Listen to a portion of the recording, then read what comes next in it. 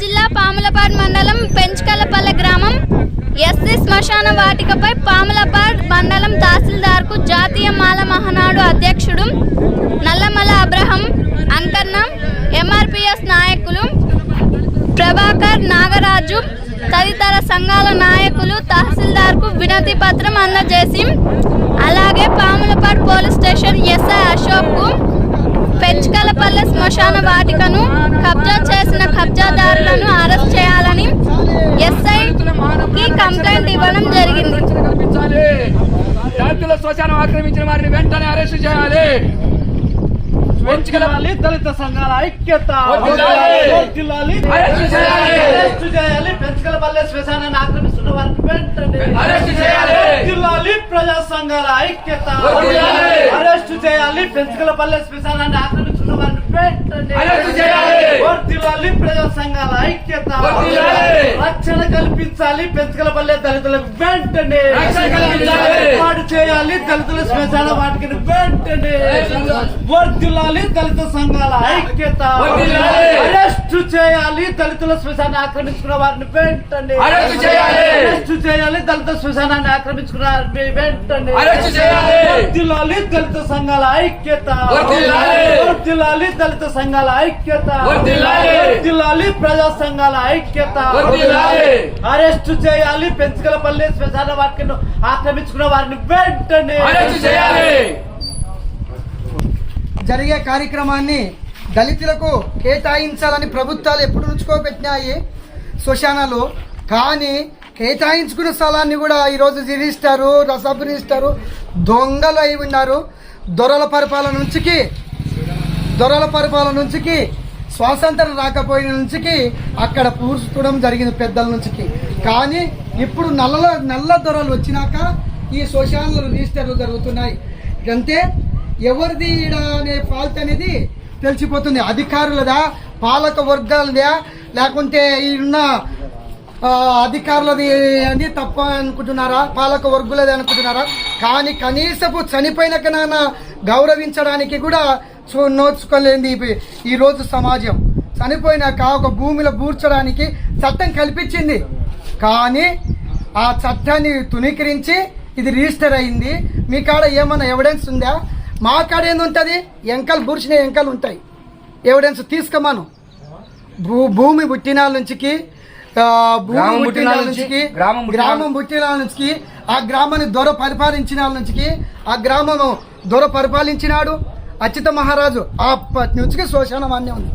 ఇప్పుడు ఎవిడెన్స్ తీసుకురామంటున్నారు ఇక్కడ ఉన్న అధికారులు. ఏడ తీసుకురావాలి? ఎంకలు ఉంటాయి బూర్చుకునేటివి.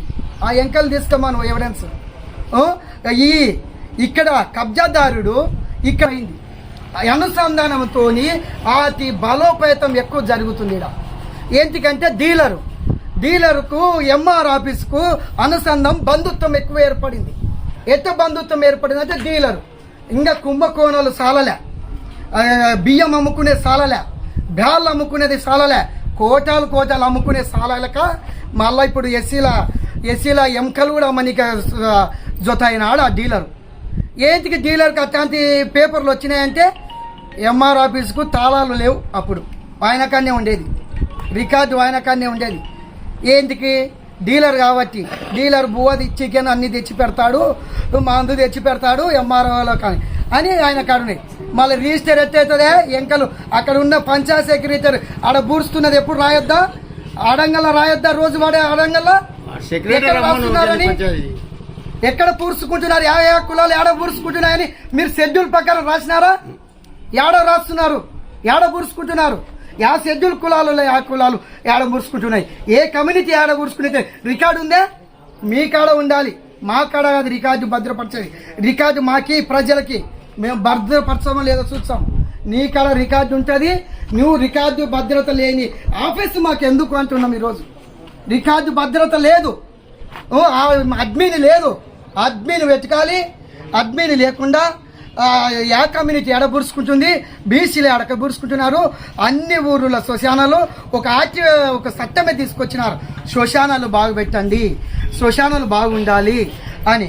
కానీ యా శ్మశానం ఎక్కడున్నది? అడంగలు రాసినారా? ఎంఆర్ ఆఫీసు పుట్టక ముందుకు, మండలాలు పుట్టక ముందుకు అక్కడ ఉంది. రెన్యువల్ డిపార్ట్మెంట్ పుట్టక ముందుకు అక్కడ ఉంది. మనకు స్వతంత్రం రాక నుంచి ఆన్నే బూర్చుకుంటున్నారు. కానీ దొరలన్న బాగా పెట్టినారు, కానీ ఈ నల్ల దొరలు బాగా పెట్టాలా, నల్ల పాలకులు బాగా పెట్టాలా, నల్ల అధికారులు బాగా పెట్టాలా.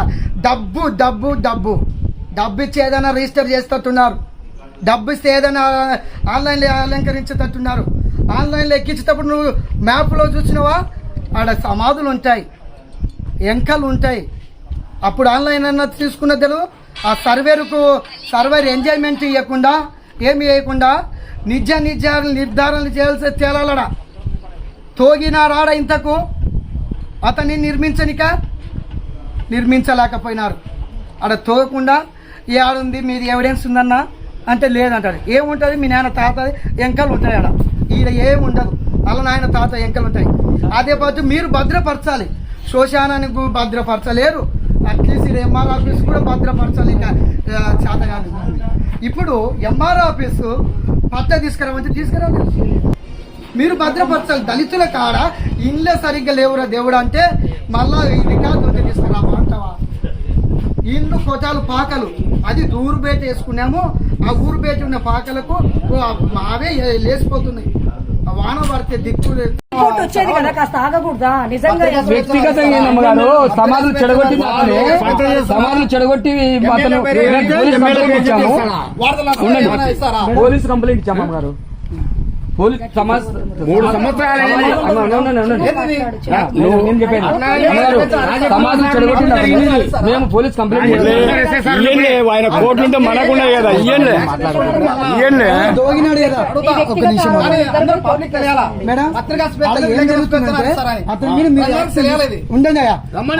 యాక్షన్ తీసుకుంటే వ్యక్తిగత రాడు.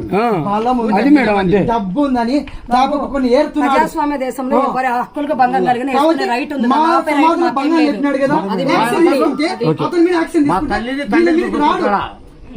ఎంక్రోచ్మెంట్ చాలా చోట్ల గవర్నమెంట్ కూడా జరుగుతున్నాయి. ఎంక్రోచ్మెంట్ ఎవిక్షన్ చేసి బౌండరీ చూపిస్తున్నాం. అది ఎవిక్షన్ చెయ్యము, మేము ఇట్లే ఉంటామన్నప్పుడు యాక్షన్ కంపల్సరీ ఉంటుంది. మీరు వ్యక్తిగతంగా పోయి ఇక్కడ గట్టిగా మండల మెజిస్ట్రేట్ పెట్టలేరు, మీ మీద ఇంకోరు పెట్టలేరు. మీరు వ్యక్తిగతంగా అడుగుతున్నారు, మీరు కూడా దీనికి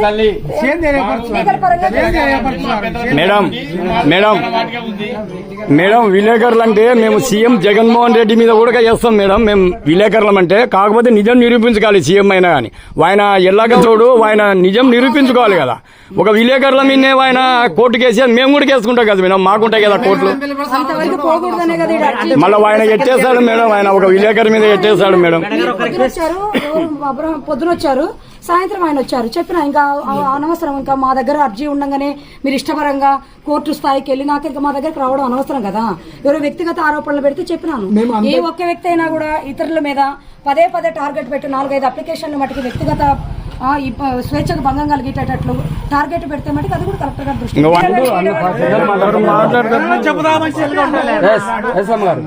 రిపోర్టు ఎల్లగౌడే పటాభూమి అని చెప్పి రిపోర్ట్ ఇస్తే రిపోర్ట్ ఇల్లు ఇస్తేనే కదా ఆడిపోయారు. దాన్ని కూడా మీకు కూడా ఇస్తారు కదా, దాన్ని అంటే కాల్ సెంటర్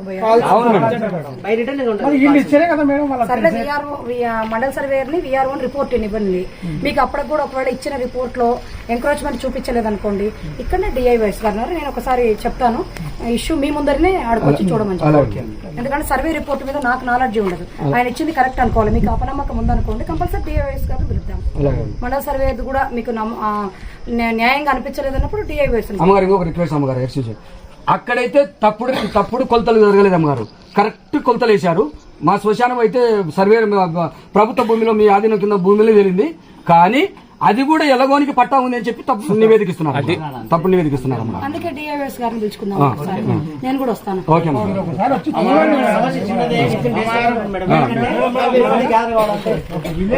దీని గురించి రిపోర్ట్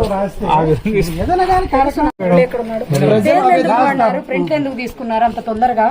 విత్ ఆధారాలతో పోయినట్లయితే వేరే రకం ఉండేది, కానీ మీరు ఎందుకు అంత తొందరపడి ఎందుకు పోయినారు? రిపోర్ట్లు వచ్చేంత వరకు కూడా ఆగకుండా నేను కూడా చెప్తాను. ఎవరైనా కానీ ఏదైనా కార్యక్రమం చేస్తే వాళ్ళు వచ్చి ఫోటోలు తీసుకొని రిపోర్ట్ చేయడం అనేది వాళ్ళ వ్యక్తిగత విమర్శలకు పోయేటప్పుడు కొద్దిగా ఆధారాలతో ఉంది. ఎవరైనా కానీ కొద్దిగా మండలంలో అధికారులు కూడా ఉన్నారు, సంయమనం పాటించండి. ఏదైనా న్యాయం చేయాల్సిన పైనుంచి వచ్చి ఇంకోరు చేయరు. మన మండల సమస్యలు మన లెవెల్లోనే క్లియర్ కావాలి. ఇప్పుడు ఈవెన్ మా దగ్గర కూడా నమ్మకం కుదరలేదు అనుకోండి, మా పైన ఆర్డీఓ గారు ఉన్నారు, ఆర్డీఓ గారి పైన జిల్లా జాయింట్ కలెక్టర్ గారు ఉన్నారు, కలెక్టర్ గారు ఉన్నారు. సమస్యకి ఒక ప్రొసీజర్ అనేది ఉంది, ప్రాసెస్ ఉంది.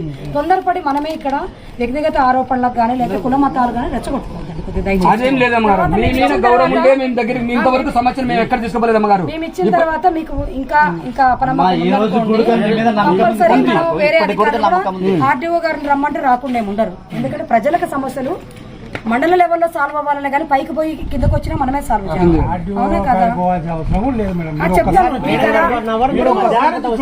ఏం చేశారంటే ఇంకా ఇప్పుడు ఈయన మీద ఒక అర్జీ ఇచ్చినారు, నేను ఇంకా అది టేకప్ చేయలేదు. ఎందుకంటే అందరూ మన వాళ్ళే కదా, పిలిచి సర్దుబాటు చేద్దాం అనుకున్నాను. తర్వాత నిన్న వచ్చిన రోజు ఇది వచ్చిందని చెప్పినాను. నేను తర్వాత రోజు మళ్ళీ ఏదో ఒక ఇద్దరి మీద అర్జీలు పెట్టుకుని వచ్చారు. దానికి కూడా నేను చెప్పాను, మీరు ఇట్లా వ్యక్తిగత ఆరోపణలు పోతే నా ఆఫీస్